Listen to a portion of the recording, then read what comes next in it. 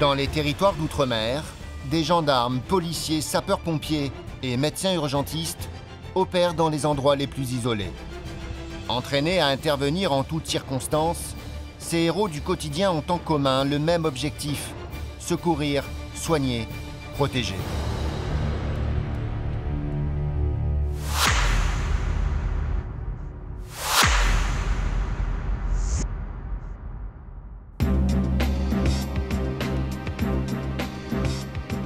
En Nouvelle-Calédonie, il ne se passe pas une journée sans que des vols de voitures ne soient signalés. Pourtant, il n'existe aucun marché des véhicules volés. Pour les auteurs de ces méfaits, c'est plus un jeu qu'autre chose. Souvent jeunes, alcoolisés, désœuvrés, sans travail et sans permis, ils prennent de plus en plus de risques pour échapper aux forces de l'ordre et aller se cacher dans leur village. Enrayer l'augmentation de ces délits est devenu une des missions principales des autorités. Tout le monde a bien vu la tête du gazier, là. Hier, il était sur place. Il est toujours le matin, d'habitude. Donc, imprimé grand, ces petits yeux d'amoureux, là. Voilà, vous me mettez ça dans votre tête. Sa petite moustache, là. Il a un gabarit assez frêle. Hein. Ce jour-là, les hommes du PSIG, le peloton de surveillance et d'intervention de la gendarmerie, doivent interpeller un suspect impliqué dans plus de 200 vols. Ça fait plusieurs mois qu'on est sur sa trace. La difficulté ici sur le territoire, c'est que le tissu social au niveau tribal, il est un peu plus développé. Les jeunes hommes comme ça, ils en jouent un petit peu. Hein. Donc ils partent à droite, à gauche, chez le tonton à 300 km de là, etc. Ils passent 3-4 jours, ils redescendent. On essaye de s'adapter et puis de réagir le plus rapidement possible pour faire les interpellations. Alors l'environnement, hein, juste pour que vous soyez au courant, la maman, c'est très défavorable à notre action. Donc ce qu'elle risque de faire, c'est sortir assez rapidement hein, pour l'alerter. Donc on la repousse hein, fermement, on lui montre qu'on est décidé et qu'on reste attentif. Le but, c'est de s'extraire rapidement. Si on est pris à partie de façon virulente, que ça soit caillassage, bon, bah là, on réagit, hein, ceux qui sont équipés de DMP. Si c'est des armes à feu, on se protège et puis on rend compte rapidement. C'est bon pour vous? C'est bon. L'opération n'est pas prise à la légère. C'est bon, c'est prêt? On est parti. Le suspect de 17 ans à peine est connu pour avoir forcé des barrages à plusieurs reprises. Son arrestation est devenue une priorité pour enrayer le phénomène, car il risque d'entraîner d'autres jeunes à limiter et à faire exploser le nombre des vols. Là où avant, c'était un phénomène qui était un peu... voilà, c'était pas courant, quoi. Il y avait une voiture volée, ici, c'était l'action du mois, quoi. Aujourd'hui, on est à 3, 4, 5 voitures volées par nuit, quoi, pour faire ce qu'ils en font. C'est-à-dire que les voitures se sont détruites, elles sont brûlées, elles sont... on essaye d'en discuter avec eux, avec ceux qu'on attrape. Hein. On a beaucoup de mal à comprendre de façon logique pourquoi c'est fait. Souvent, quelques-uns nous parlent de défis. C'est devenu une mode. Il y a des gens qui rentrent en grande détresse économique, sociale, parce qu'ils n'ont plus leur voiture, ils ne peuvent plus aller au travail. À la brigade de Thio, le PSIG rejoint le DSI, le détachement de surveillance et d'intervention tout droit venu de l'Hexagone. Bonjour, ça va? On arrive, Bravo 1 s'arrête, il sera suivi donc par l'India, l'élément d'inter, qui débarque. Le PSIG, mise en place de l'appui en façade alpha et du bouclage sur toutes les façades. C'est bon, c'est clair? Le suspect a déjà échappé à plusieurs interpellations en changeant de planque. Cette fois, les gendarmes vont intervenir en nombre et en début de soirée pour ne laisser aucune chance à leur cible. Mais bon, le mec, il est jeune, il a 17 ans. Donc, bien énervé, de toute façon, il peut passer partout. Donc, tu iras te mettre derrière. Le principe, là, c'est boucler. On l'a vu, à chaque fois, ils sont prêts à prendre la fuite. Donc, on arrive fort et ça gicle direct pour le bouclage. Après l'inter, on a le temps. Mais s'il n'a pas eu le temps de partir, il est dans la nasse, on aura le temps de l'avoir. À l'intérieur, les membres de la famille de l'interpellé ne se déplacent pas seuls. Un élément suit obligatoirement leurs faits et gestes. On se déséquipe que sur ordre. Tant que c'est pas clair, on garde les casques. Si quelqu'un nous affirme que la cible n'est pas là, on fouille quand même la maison. Et on fouille bien. Il ne faut pas qu'il s'échappe. Lui, il est jeune, il est félin, et donc il faut qu'on boucle et qu'on l'attrape. Et lui, de toute façon, il était en maison d'accueil sur une île, il s'est évadé, c'est un chat, quoi. Donc il faut... C'est une souris plutôt, et c'est au chat de trouver la souris. Ouais. Et s'il n'est pas là, demain, il y aura une autre opération sur un autre site. Il faut aussi peut-être lasser toute cette famille, puisque en Nouvelle-Calédonie, à un moment donné, les familles en ont marre et finissent par ne plus recevoir les jeunes, puisque lui, il a 17 ans, et l'inciter à se rendre. Allez, pour tous en avant. C'est parti pour 15 minutes de trajet. Mais avec un tel convoi, la discrétion voulue par Sébastien n'est pas garantie.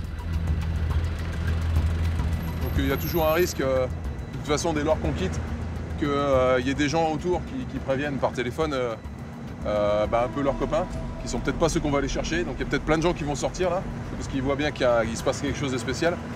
Il peut y avoir des personnes sur place qui n'ont rien à voir et qui vont sortir le fusil. Donc il faut que nous, on soit le plus discipliné possible aussi pour réagir et être prêt en cas de riposte. Allez, pour tous, 5 minutes. On a 5 minutes de l'arrivée.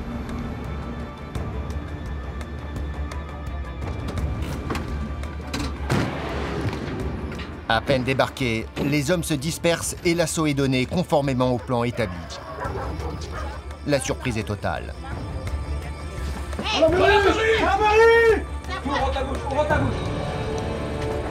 Reste un appuyé, ça va derrière. Ouais. Ok. Gendarmerie, il est là?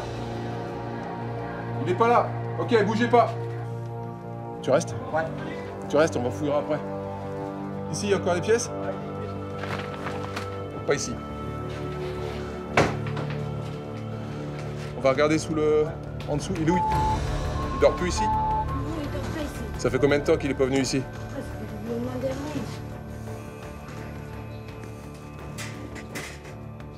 Et alors, il est où? Pas ici. Il n'est pas ici. Et on doit quand même regarder, d'accord? Vous êtes qui alors pour rapporter? Sa grande sœur. Va falloir qu'il se rende. Ouais, mais je le crois, mais ouais. Va falloir lui dire. Mais il passe pas à la maison. Il a un téléphone? Non, il a pas de téléphone. Pas de nouvelles? Ouais. Ok. Les gendarmes ne peuvent pas faire confiance aux témoignages des proches. Ils doivent vérifier chaque recoin. Ici, c'est bon? Chambre claire. Clair? Claire. Yes. Faut qu'on vérifie parce qu'on peut se cacher n'importe où. Dans une armoire, sous une planche, au-dessus. Franchement, il faut tout fouiller, il faut bien regarder. Ouais. Ouais, c'est bon? Ok, les gars. Les voitures. Les voitures après. D'accord? Comme la loi interdit les interpellations domiciliaires entre 21h et 6h du matin, c'est souvent à l'aube que les gendarmes choisissent d'intervenir. Pour surprendre leurs suspects, cette opération avait été fixée à 19h.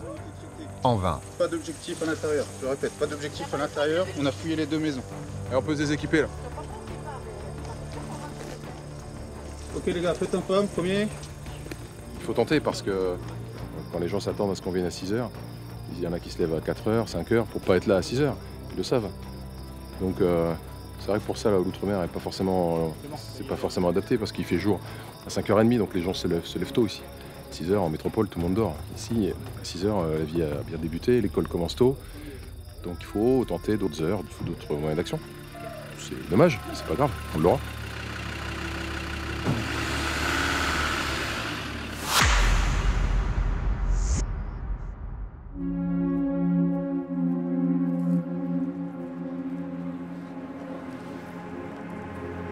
En Nouvelle-Calédonie, il n'y a jamais de temps mort pour les forces de l'ordre.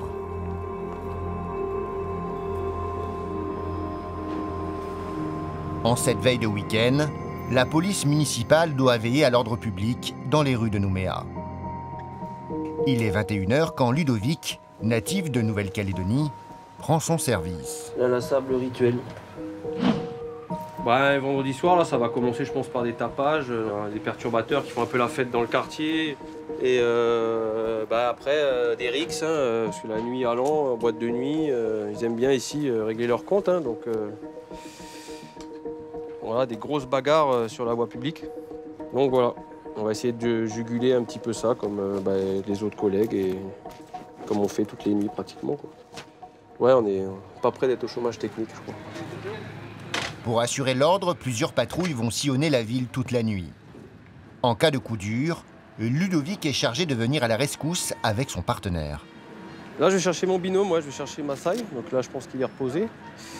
Il est bien calme, bien zen pour aller travailler.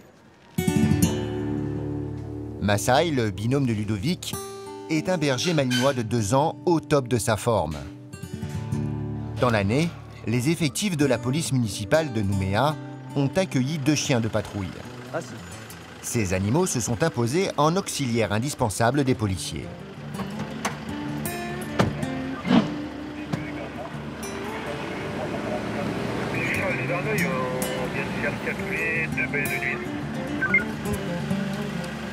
Reçu, si vous pouvez en tirer plusieurs exemplaires. Là, Des quartiers commerçants du centre, aux cités plus populaires du nord de la ville, c'est parti pour une patrouille nocturne qui ne s'achèvera qu'au lever du soleil. Alors la ville, nous, elle est configurée en 3 parties. Donc les secteurs du centre-ville, là on est actuellement, là où on est basé avec le commissariat. Et le secteur sud, qui comprend les quartiers un petit peu favorisés. Et les quartiers nord, c'est les quartiers un peu populaires, où on tourne pas mal la nuit, on a pas mal d'activités. Hein. On est souvent pris à partie et caillassé là-bas. Ouais, de loin comme ça, bon, on se fait insulter, on se fait caillasser, mais dès qu'on les prend entre 4 yeux, ça s'excuse tout de suite. Ils regardent par terre, hein, ils sont honteux. Voilà, ça fait des malins en bande, mais une fois pris à part, ça se calme vite, quoi. À peine partis, les policiers sont appelés pour une première intervention. Le passage dans la rue descendue de là, apparemment un véhicule serait dans le fossé, les phares allumés. Ok, reçu, Alizé. Aussitôt, Ludovic et son collègue se rendent sur les lieux de l'accident. Sur les hauteurs de la ville, des automobilistes ont signalé un véhicule abandonné qui a fini sa route dans le fossé. Bonsoir, ça va? Il n'y a pas de blé. Ah, c'est pas vous, c'est pas vous? Il n'y a personne dedans?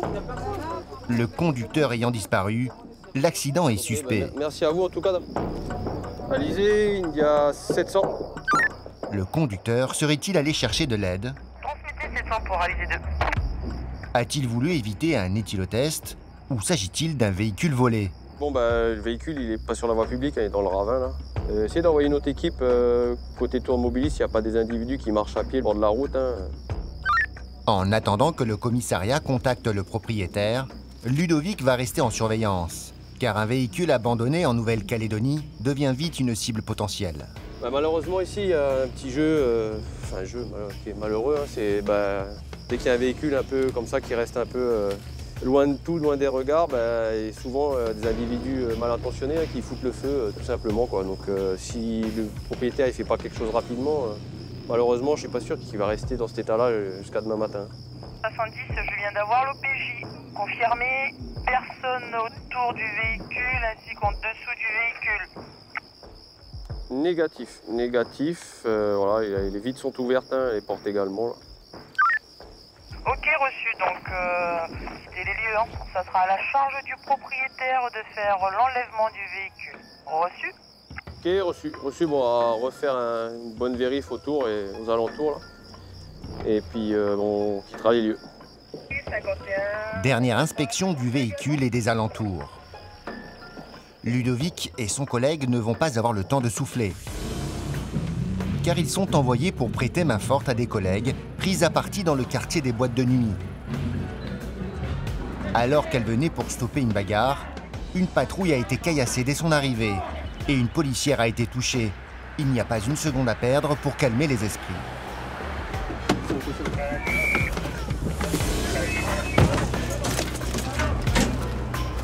C'est le caillou. Massaï est là pour décourager les plus téméraires.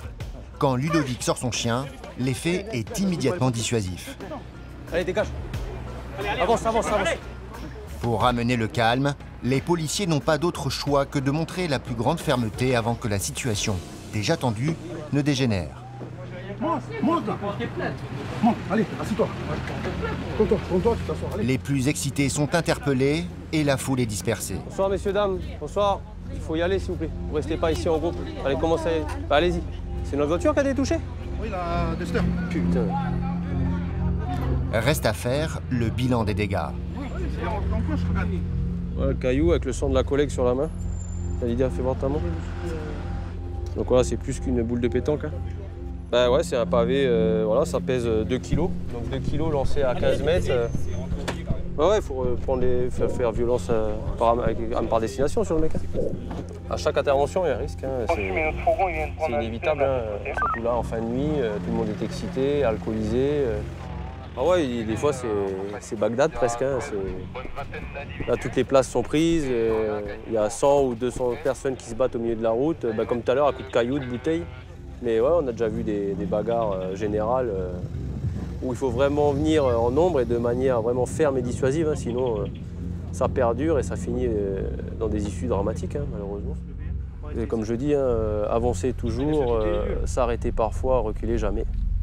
Voilà. On ne lâchera pas le terrain et on ne lâchera rien. Hein.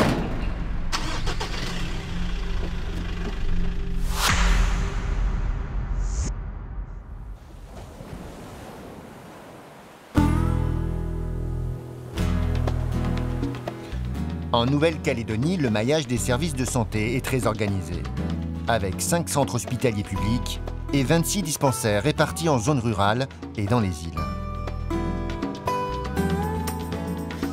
Salut Chopina. Bonjour. Ça va? Oui, ça va. Passez une bonne journée. Florence est infirmière depuis 25 ans, dont 8 au dispensaire de Yaté. Tu vas venir là, comme ça, ce sera plus agréable. C'est ici qu'elle reçoit les patients de cette région enclavée entre mer et montagne. Alors William, en fait, c'est un petit peu différent du vaccin, mais une fois que ça pique, tu sens plus rien. Tu vois, ça c'est ma bibiche. Après avoir grandi en Outre-mer, Florence a exercé à Paris avant de rejoindre la Nouvelle-Calédonie, plus adaptée à ses envies. Je suis plutôt une fille de la province et une fille des îles. J'ai vécu dans les Outre-mer où les gens se regardent, les gens se disent bonjour, les gens se sourient. Paris, c'est pas le cas. Donc, d'un moment, voilà, j'ai craqué. Et un jour, en rentrant chez moi après une nuit de garde, je suis rentrée dans une agence et puis j'ai pris mon billet pour la Calédonie et j'ai dit ça y est. Bon, c'était loin, je n'osais pas encore faire le pas, mais là, je l'ai fait, sans regret. Et ça fait 20 ans que ça dure. Donc, voilà.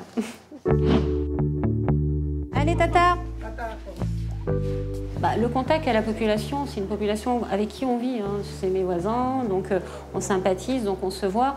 Donc il y a un tutoiement qui est facile. Et même culturellement ici, même dans les langues polynésiennes, déjà le vous n'existe pas. Donc c'est tout de suite souvent du tu. Donc ça peut paraître au début choquant, mais ici c'est aussi une manière de vivre qui est comme ça. C'est un autre monde, quoi. Donc quand il vous prend au cœur, enfin, c'est hyper intéressant, enrichissant. Et... voilà. Bonjour. L'équipe médicale du jour est composée de Clarisse, infirmière, et de 2 médecins, Déborah et Lise, fraîchement arrivée de l'Hexagone. Nos petites infos très importantes que je viens d'avoir. Il y a un cas de dingue à l'usine de Vallée. Donc ça ne nous concerne pas directement en termes d'intervention. Mais par contre, il faut qu'on soit quand même vigilant parce qu'il y a pas mal de monde de Yaté qui travaille là-bas. On verra, à suivre. Bon, ce sera William alors. On y va? La dengue est une infection virale transmise par les moustiques. Elle se plaint un peu du ventre ou pas? Elle peut être mortelle et il n'existe aucun traitement pour la soigner. La seule façon de lutter est de faire de la prévention. Ok, super. Je tourne la tête de l'autre côté? Bonjour Marie-Ange. À toi. Toute l'équipe va profiter des consultations du jour pour relayer l'information. Les pchit partout, l'anti-moustique sur le corps, systématiquement, le plus régulièrement possible. Il faut répéter, parce que là, on est en pleine épidémie. Bon, ça peut être comme un syndrome grippal à minima, mais ça peut aussi devenir hémorragique. On en meurt malgré tout. Et là, les gens reprennent conscience que oui, la dengue, elle est là. Donc je pense que la population ici est très sensible parce que l'année dernière, 10% de la population a eu la dengue. Et là, c'est la période, donc on va répéter aux patients. Après une matinée de consultation, c'est l'heure de la pause. Qu'est-ce qu'on fait pour le repas?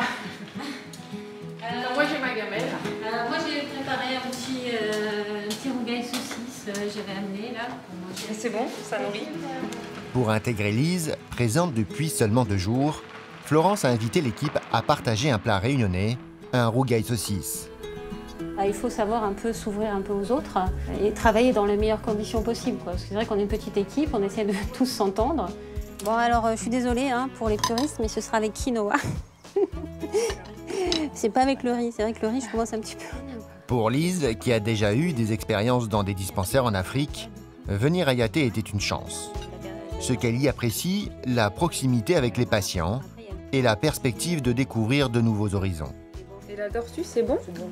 La tortue, j'ai jamais mangé, mais alors c'est un peu exceptionnel. Hein. C'est vraiment en fait, c'est vraiment parce que là c'est la fête des ignames. Ici, on est dans des clans de la mer. Avec ses 20 ans de présence sur le territoire, dont 8 passés à Yaté, Florence est devenue l'âme du dispensaire et un puits d'informations pour chaque nouvel arrivant. C'est une découverte du pays, des gens, effectivement, de la diversité culturelle qu'il y a ici. Je suis contente d'aller travailler le matin et ça, franchement, ça fait du bien parce que ça faisait un moment, je pense, que c'était pas le cas en métropole. Donc du coup, c'est chouette, c'est plutôt motivant, quoi.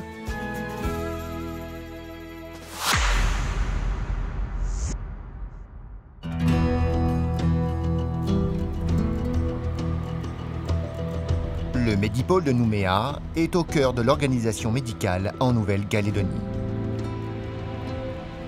T'arrives à marcher correctement ou pas? Ça tire derrière. Ah, je t'ai pas mis, tu pourras mettre de la glace dessus, hein, ok? C'est ici que Stéphanie est arrivée en tant que médecin, il y a 4 mois à peine. Donc là, il y a les médicaments pour la douleur, c'est ce qu'on t'a donné tout à l'heure. Et ça, normalement, c'est tout le matériel pour faire les pansements. D'accord? Allez, bonne journée, bon courage. Au revoir.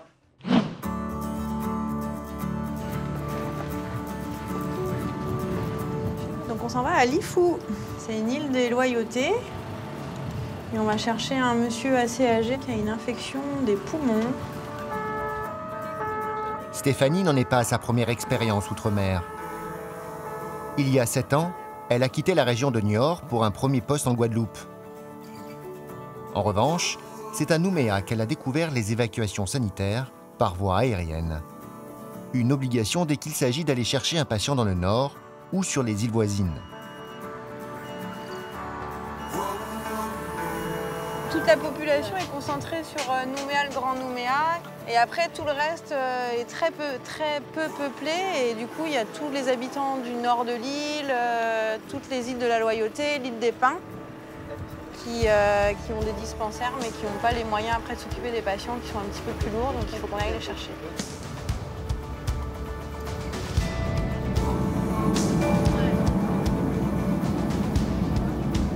Peu habituée au transfert en avion, Stéphanie s'émerveille à chaque décollage, consciente que c'est grâce à son travail qu'elle survole l'un des plus beaux paysages au monde. C'est extraordinaire! Qui fait ça dans son travail tous les jours? On a choisi. Il y a des métiers plus durs et d'autres moins intéressants. Stéphanie part toujours avec le sourire. Pour elle, les instants détente entre les interventions sont plus que nécessaires. Ils sont essentiels. Je pense que c'est un milieu où on plaisante beaucoup parce qu'on a énormément besoin de décompresser aussi. Hein. Ouais. Ah oui, moi ça m'est arrivé 1 ou 2 fois en intervention d'avoir des fous rires avec les collègues alors que les situations étaient très graves parce qu'on a besoin de décompresser après.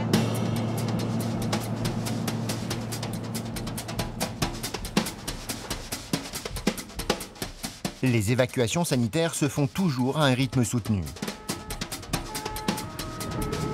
Après 40 minutes de vol, il faut prendre en charge un retraité et le ramener au plus vite au Médipôle. Victime d'une infection des poumons, avec une forte fièvre, le vieil homme est placé sous oxygène et montre des signes de faiblesse.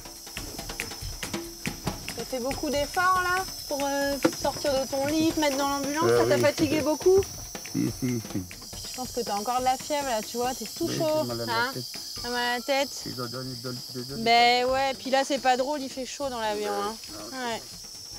On va décoller, il y aura de l'air au-dessus de toi, d'accord? Stéphanie doit transmettre un bilan au médecin régulateur. Il n'est pas vraiment rassurant. C'est moyen mais ça va aller. Un monsieur qui est complètement autonome à domicile. Donc il a des signes de lutte quand même, hein. Il respire beaucoup avec son ventre. Il a du mal à finir ses phrases, mais il n'y a pas de sueur, il n'y a pas de cyanose, ça va. À tout à l'heure. Merci. Bon appétit. Ça va, monsieur? Tu vois, on aurait dû carrément l'enlever, ta chemise, hein? Tu crois pas? Voilà. Tu vois, la chemise, on aurait dû l'enlever. T'aurais eu moins chaud, surtout que t'as de la fièvre, là. En fait, tu voulais rentrer plus vite chez toi, t'exagères, hein? Mais voilà. Eh ben, tu rentres en avion privé, à la maison.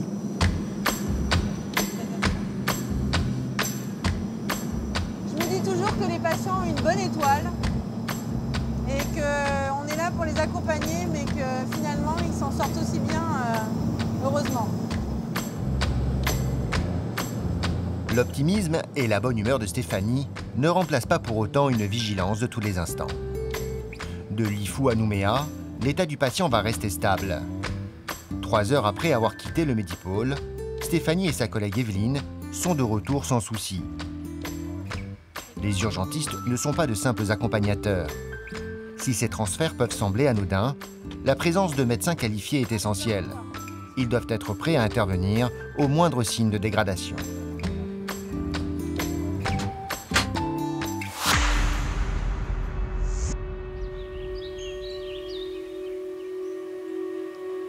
Apporte.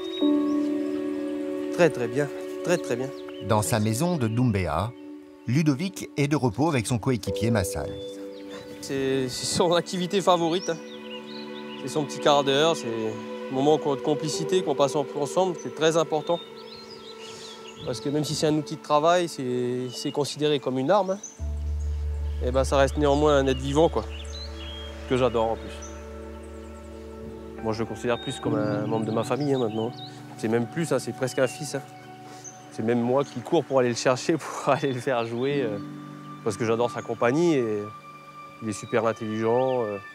Il est joueur, il est câlin. Eh ben ça les voitures.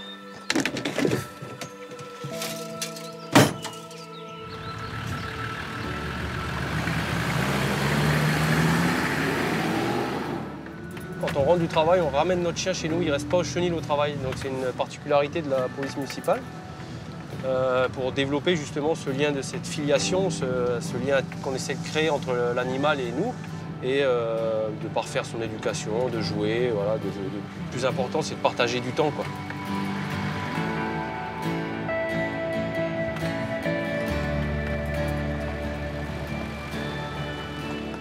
Ludovic et Massaï sont devenus inséparables. Chaque fois que le policier part profiter de la nature environnante, son animal est avec lui. Mais derrière ces moments de détente, c'est une partie du travail qui se poursuit entre le maître et son chien. J'ai toujours eu des chiens, j'adore la compagnie des chiens et je ne pensais pas en faire mon métier. Et en fait, j'ai appris à aimer ça, à aimer le contact du chien au travail. Du coup, j'ai décidé en 2012-2011 à en faire mon métier. C'est tombé sur Massai, Massai m'a adopté et c'est ça qui a fait le déclic, quoi. Dans les chiens, c'est vraiment au niveau des aptitudes policières, c'est la Rolls-Royce, la Ferrari, quoi. C'est un chien qui a beaucoup d'énergie à dépenser, hein. C'est un malinois, il faut qu'il se dépense, il faut qu'il ait son activité journalière, parce que sinon ça ne tient pas, hein. Ça saute dans le chenil, ça court, du coup il se fatigue et au boulot il n'est plus super apte. Donc là il va bien se dépenser, il va aller faire sa petite sieste et puis ce soir ça sera boulot. Voilà. On y va Massai? On va courir? Allez, on est parti, Massai au pied.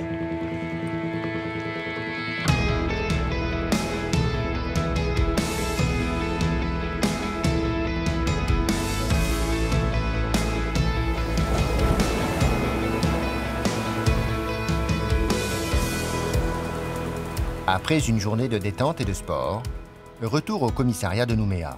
Monte. Assis. Très bien. Très bien. Descends. Au pied. Au pied. Avant la patrouille du soir, Ludovic continue de rôder son chien aux exercices les plus basiques. Ça, il saute. Très bien. Saute. Très bien. Les militaires, ils appellent ça le drill. C'est une répétition sans cesse du mouvement pour que ça devienne un automatisme. C'est une grande part du dressage qu'il faut entretenir quotidiennement. Donc voilà, donc j'ai besoin qu'il soit vraiment obéissant. Donc c'est tout à la récompense, au câlin, à l'affection. On marche beaucoup à l'affection, il n'y a pas de récompense à la croquette. Allez, au pied. Au pied. Donc il répète, inlassablement, on répète. Saute. Très bien. C'est super important, puis c'est un gage de professionnalisme. Hein. Si on a un chien qui tire sur la laisse, de se battre avec le chien, c'est pas le but. Hein. On a 8 heures de patrouille, des fois 10. Et voilà, j'ai besoin d'être le moins possible concentré sur le chien pour être concentré sur ce qui se passe dehors, quoi. Et donc c'est dissuasif, préventif, et les copains, les collègues se sentent vraiment en sécurité. Et surtout sur des missions un peu musclées où on subit des caillassages, il fait nuit, on ne connaît pas trop l'environnement. Et donc le chien est vraiment super dans ce cas-là, quoi. C'est l'outil idéal. Allez, mon gros. Hop là. Ludovic se prête lui aussi au jeu. Porter le chien en simulant un parcours d'obstacles permet de développer une confiance réciproque dans le binôme. Ouais, très bien. Très bien. Super. Voilà. Pour la suite de la séance, Ludovic va faire monter Massaï en agressivité. C'est bon, Dylan, tu peux rentrer. Le berger malinois est un animal docile avec son maître. Mais sur la voie publique, il peut être excité par l'environnement ou des comportements agressifs. Ludovic doit toujours garder le contrôle. Lui seul décide quand lâcher son chien pour faire une frappe.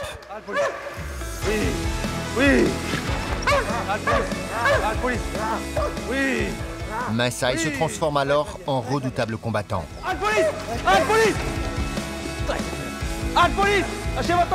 Lâchez votre arme au sol.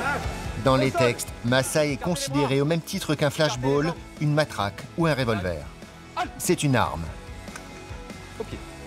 On dit qu'un chien qui est lancé, c'est l'équivalent d'une droite de Mike Tyson. Monsieur, relevez-vous. Ok, assis. Agresser un chien policier ou simplement le toucher est répréhensible, même pour une simple caresse. C'est vrai que c'est impressionnant, hein. Je suis encore un peu choqué, là. C'est pas l'habitude, hein.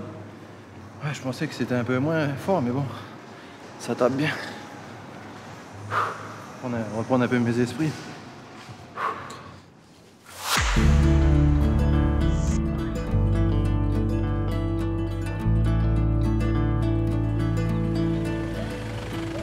Au dispensaire de Yaté, la fin d'après-midi s'annonce mouvementée pour Florence. Les pompiers lui amènent un jeune patient de 6 ans qui s'est planté un hameçon dans la main.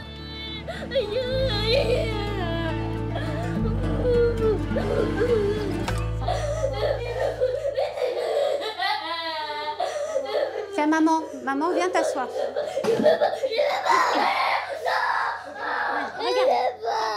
À la vue des instruments de l'infirmière, l'enfant est pris d'une crise de panique incontrôlable. Je mets celle-là. Mais... Les médecins étant déjà partis, l'infirmière est seule avec la mère pour gérer l'angoisse de l'enfant. Et ne touche pas. Regarde, mes mains sont là, je ne vais pas tirer. Ce que va se passer, c'est que, bien sûr, on ne va pas pouvoir laisser l'hameçon. Mais on va faire ça le plus doucement possible. Mais alors, qu'est-ce qu'on fait? Et on ne peut pas te laisser avec l'hameçon dans la main, comme ça. Allô, Lise, c'est Florence. Je suis avec un enfant, en fait, qui s'est mis un hameçon dans la main. Donc, voilà. Donc là, il a un petit peu... Il a très peur, quoi. Donc, ça va être un petit peu difficile. Voilà. D'accord, je te remercie. Voilà. Tu vois, c'est tout. Ce qu'on va devoir En attendant le renfort du médecin, Florence va devoir calmer son patient. Sans que ça te fasse mal, on peut juste couper un tout petit peu le fil. D'accord. D'accord. Il faut que tu regardes ta main, Sim. Il faut que tu regardes ta main. Parce que c'est toi qui... Lorsque Lise vient à la rescousse, les pleurs redoublent. Je n'arrive pas à le... Il a peur.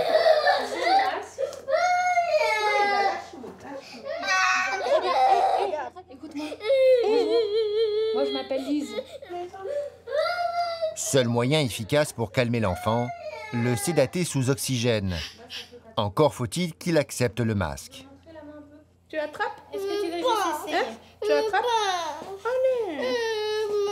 Sois courageux pour mettre le masque.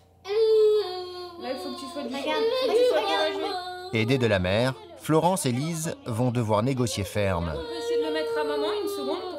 Regarde si maman elle le met. Tu le mets et après tu mets? Non. Si je mets, tu mets. Si, maman, elle se met. Maman, elle se met. Maman elle le met. Comme ça. Ah bah maman elle a de la chance. Pourquoi? T'as peur de quoi? Tu peux pas dire que tu veux pas parce que tu connais pas. D'abord on essaye. Maman elle a essayé. Maintenant il faut que t'essayes. Allez, essaye. Tu vas jamais partir de là, tu seras jamais soigné si tu veux pas. Hein? Est-ce que tu veux qu'on t'aide? La situation est au point mort quand Florence a une idée. Détourner l'attention de l'enfant avec un simple gant.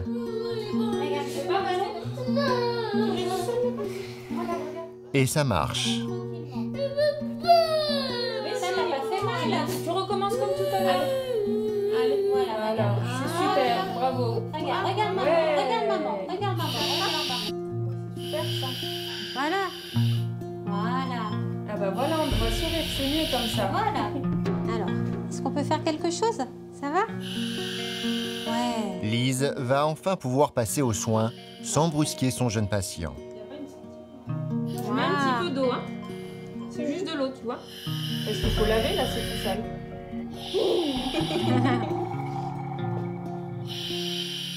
Bonsaï. Pour retirer l'hameçon enfoncé profondément dans la paume, Lise va devoir être efficace sans éveiller les craintes du jeune garçon. Je vais essayer de faire une toute petite anesthésie locale avec une toute petite aiguille. Et après, je vais essayer de voir si je peux retirer comme ça un petit peu en le bougeant. Et sinon, un petit coup de bistouri pour ouvrir un petit peu. Et voir comment le retirer en étant le moins traumatisant possible.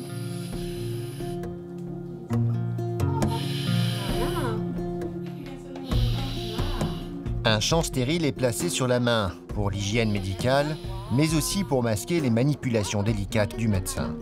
Et après, c'est fini. Voilà, c'est comme un petit moustique. Comme les fleurs, Ok. C'est bientôt la fin du calvaire. Tu sens le petit coton, là? Là, c'est comme le petit coton. Voilà. Voilà, respire bien. Voilà. Eh ben dis donc, nous on a été à la pêche et nous on a réussi la pêche. Nous on a une grosse pêche, d'accord? Est-ce que tu peux ouvrir les mains? Eh regarde. Plus rien, tu vois. Eh regarde. Tout à l'heure, je l'ai enlevé, c'était pas piqûre ça. Ben non.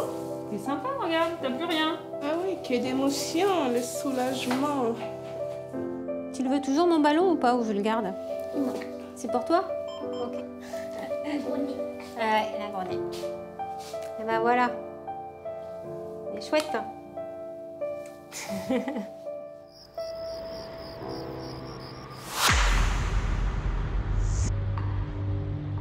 La Nouvelle-Calédonie détient le record national de vol de voitures. 2 fois plus élevé ici que dans l'Hexagone. Les malfaiteurs n'hésitent pas à pénétrer dans les habitations pour voler les clés des voitures qui finissent systématiquement calcinées dans la nature. Depuis 2016, la situation a entraîné le doublement des patrouilles en zone police et un renforcement conséquent en zone gendarmerie. C'est frustrant parce qu'on voit qu'ils volent des véhicules et pour les brûler par la suite, c'est illogique et les familles après, elles en payent le prix fort, quoi. Je pense qu'ils ne se rendent pas compte qu'ils mettent des familles dans la difficulté parce que ici, le véhicule, c'est un moyen de locomotion, donc c'est indispensable pour aller travailler ou autre. Régulièrement, les patrouilles du PSIG sillonnent les routes avec la liste des véhicules disparus dans l'espoir de les retrouver. Un de nos avantages là, c'est qu'on a une route principale, donc lorsqu'on s'y met, on a des fortes probabilités de les apercevoir. Après, il faut tomber dans le bon créneau horaire et dans la bonne commune, quoi. Un autre mode d'action est de contrôler les points de passage. Ce n'est pas sans danger. Lorsqu'ils se mettent en place, les gendarmes privilégient toujours la sécurité. De l'autre côté, tu le mets là où il y a le pylône, béton, en protection, d'accord? Tu balances, tu te protèges. Et tu le balances que s'il n'y a pas de véhicule qui arrive en face aussi. Ouais. On est d'accord? Et sur ordre. Il faut faire attention à nous, donc on choisit les endroits où c'est plutôt éclairé, parce que les personnes qui se font faucher, et nous aussi. Pour nous échapper et éviter le contrôle, ils vont nous mettre en danger. On les voit, ils foncent sur nous. Surtout celui qui a l'air, c'est parce que nous, on les fait ralentir. Ils vont continuer, et puis le troisième qui a l'air, s'il le voit, et puis ils essayent de lui faire peur, ou carrément, des fois, ils montent des trottoirs pour essayer de... C'est déjà arrivé, quoi. C'est délibéré, donc ils disent qu'ils font pas attention, mais bon... Pourtant, les chauffards qui sont prêts à tout pour échapper au contrôle ne sont souvent que de simples fêtards en infraction. C'est pas forcément des véhicules volés, ça peut être pour des infractions, défaut de permis, conduite en état d'ivresse. Ouais. Mais les gens, ils prennent tous les risques. Le privilégié des gendarmes, ce sont les pick-up. Ces véhicules sont les plus prisés des voleurs. Alors quand ils apparaissent, ils sont systématiquement contrôlés. Un individu à bord. Des fois, il faut être très patient, et puis des fois, ça Ça vient tout de suite, c'est la loterie. Bonsoir. Assurance et le permis de conduire, s'il vous plaît. C'est bon, monsieur. C'est bon. À cause des nombreux incidents recensés, Marc doit sans cesse veiller à la sécurité de ses hommes.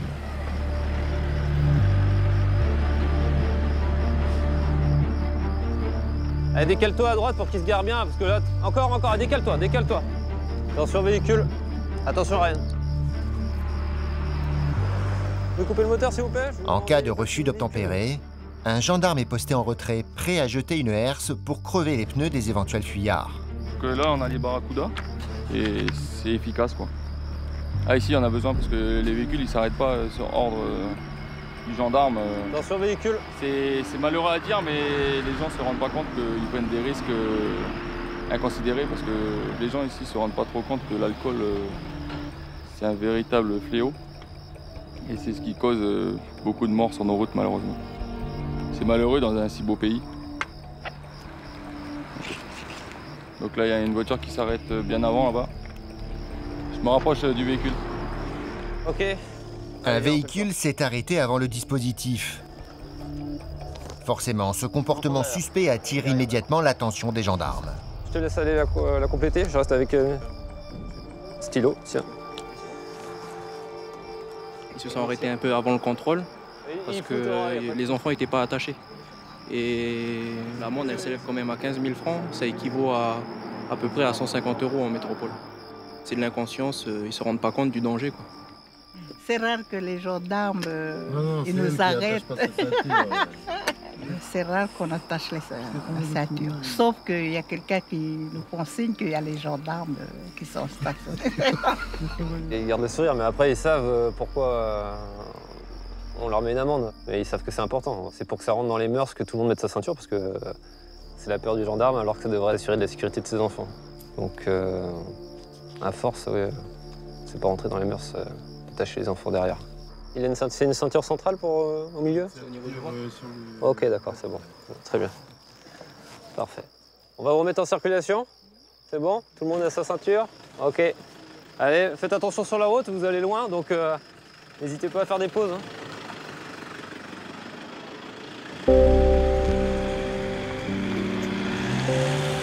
Quand les gendarmes pensent avoir terminé leur service, une surprise les attend sur le retour.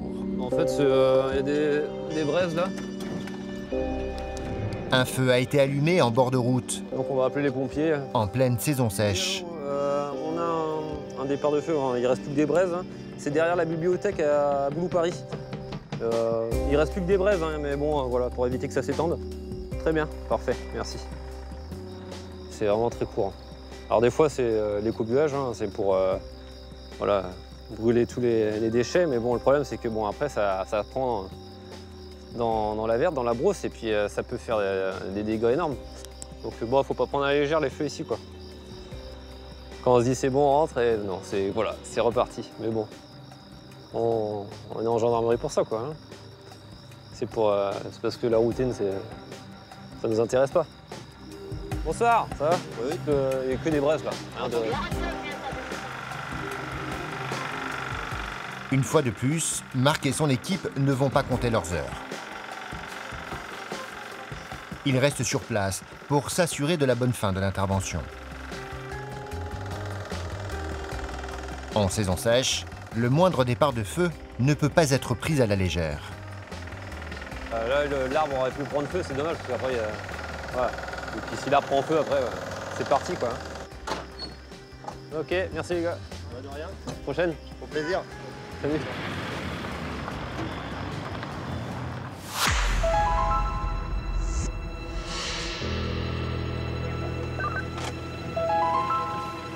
Dans les rues de Nouméa, la patrouille de Ludovic commence dans le secteur sud de la ville. Effectivement, on est dans un quartier où ça bouge, il y a tous les débits de boissons, les bars, les boîtes de nuit, les restos, donc c'est là qu'il y a l'activité nocturne. Hein, donc là, pour éviter les attroupements et l'alcoolisation massive en groupe, là, on va commencer à dire aux mecs d'arrêter de consommer sur la voie publique. Hein, c'est interdit en Nouvelle-Calédonie, c'est une infraction. Pour éviter tout ça, on fait La dissuasion, on fait beaucoup de patrouilles pédestres pour être vu et puis dissuader les plus téméraires. Pour cette mission, Massaï accompagne la patrouille. Sa présence doit aider à asseoir l'autorité des policiers. Bon, allez les jeunes, vous bougez. Vous restez pas ici stagné. Soit vous rentrez en boîte, soit vous allez à la messe. Allez. Bonne soirée. Ça. Quand on intervient comme ça en groupe, en plus là on a le chien, bon, on leur demande de quitter le lieu. Voilà. Ils ont bu une bouteille de rhum comme ça au bord de la route à 70%. Voilà, ça risque de mal se terminer si on n'intervient pas. Malgré le dispositif, il y a toujours des récalcitrants pour tenir tête aux policiers. Tu m'as éclairé. C'est toi qui dis que tu m'as dit j'ai éclairé le visage. Ça va être vite réglé. On n'aime pas les attroupements sur la voie publique. Voilà, on fait passer tout le monde, on a fait tout le monde partir, tout le monde. Ils ont écouté, faites pareil. On vous demande, vous êtes allé en boîte de nuit? Non, on va aller. Eh ben allez-y, voilà. Les jeunes mettent la patience des policiers à l'épreuve. Allez, chef, avance, reste pas ici. Allez, go. Et les jeunes, on vous a pas demandé quelque chose tout à l'heure? Alors, on vous a demandé de quitter les lieux. Soit vous allez en boîte de nuit, soit vous allez à la maison. On ne viendra pas 3 fois. Hein. Si vous êtes encore là tout à l'heure, là, les plus bourrés, là, ils vont finir dans le fourgon. Hein. C'est bon? Ok. Oui, non, mais bon, voilà. Ça fait déjà un quart d'heure, 20 minutes que vous lui avez dit. Le ton monte d'un cran. Et les premières arrestations servent d'exemple. Il n'a pas de deuxième chance. Hein, voilà. On lui a demandé déjà 1 fois, 2 fois de partir. Bon, il n'était pas très rapide à s'exécuter. Et puis là, en partant, ben, voilà, il tape dans les voitures. Tant pis pour lui. Hein. Malheureusement, c'est comme ça. Être sous sur la voie publique est un délit passible de 10 000 francs d'amende, soit 100 €. Les policiers se contentent d'embarquer les plus excités en prévention pour éviter tout débordement. Mais l'un d'entre eux va faire le geste de trop. Vous n'avez pas le droit de la solution. Hé, touche pas le chien, toi. Toucher un chien policier, c'est comme toucher son arme. C'est un chien de police, c'est pas un chien de... Hein? Comme toi. Mais l'homme, apparemment trop alcoolisé, n'a pas l'air de vouloir comprendre le message de Ludovic et fait acte de provocation. Hé, et quoi? Tu caresses pas le chien. Arrêtez pour moi. C'est un mec qui aime bien les bêtes. J'aime bien les chiens. L'homme étant connu pour ses excès de violence, les policiers prennent les devants.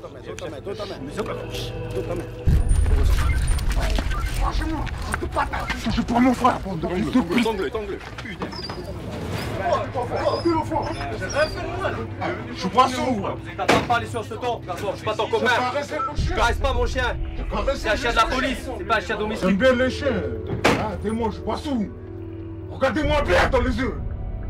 Moi, je suis pas sourd. Faut le calmer, Arrêtez vos conneries, arrêtez.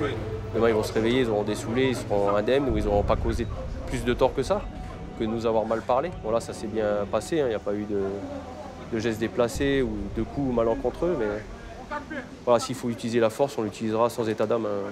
Mais il est hors de question de se faire marcher dessus. Ce type d'arrestation agitée est courant pour Ludovic.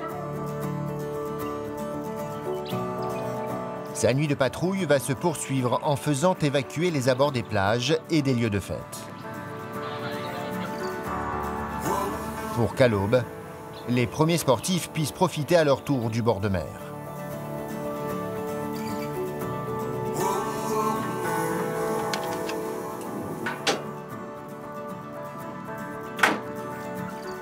Une mission qui ne se terminera qu'à 6 h du matin.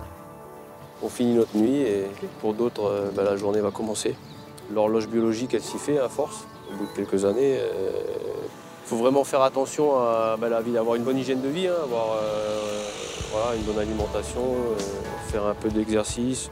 Bah, moi, c'est mon métier, hein. J'ai signé en bas de la feuille, hein, donc je le ferai jusqu'au moment où je sentirai que physiquement, je suis plus apte. Mais pour l'instant, il en est hors de question. Je suis un homme de terrain, quelqu'un d'action.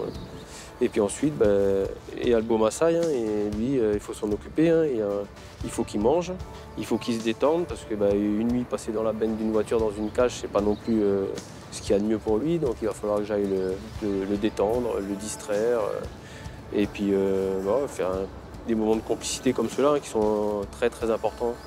Chacun est fait pour faire quelque chose. Moi, je sens que je suis fait pour ça, donc je le fais avec le cœur.